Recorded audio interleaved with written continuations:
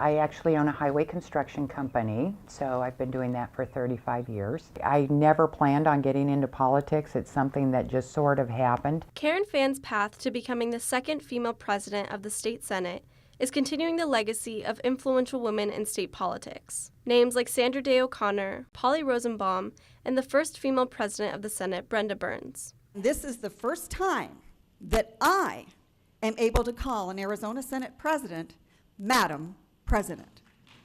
She is an amazing woman, and the first advice she said is, Karen, I'm always here for you. And just the fact that they are there to say, I will be there for you if you need anything, was really huge for me. Another member of the Senate has a long history in state politics, dating back to the 1970s when she first came to the legislature. I am a high school teacher, retired now, but as a young woman, I was teaching right here in my district at what was then West Phoenix High School. It is now Metro Tech High School. And I became aware through a friend who was a state senator, one of my college friends, that was Marcia Weeks, that there were a lot of problems going on in public education.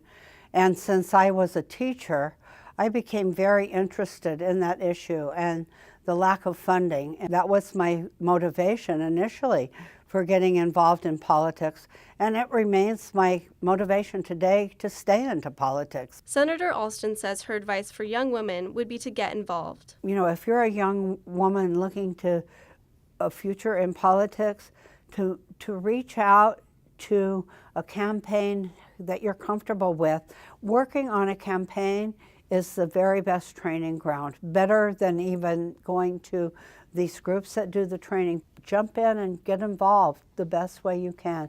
And you will meet a number of other individuals through working in a campaign that will be helpful in the long term in your career. Although President Pfann is among the trailblazers for women in Arizona politics, she doesn't let that define her. Where we should not even be thinking in terms of men or women. We should be thinking of we are all equal. We are all well-experienced, qualified, educated. So let's not look at gender. Let's not look at race. Let's not look at anything else.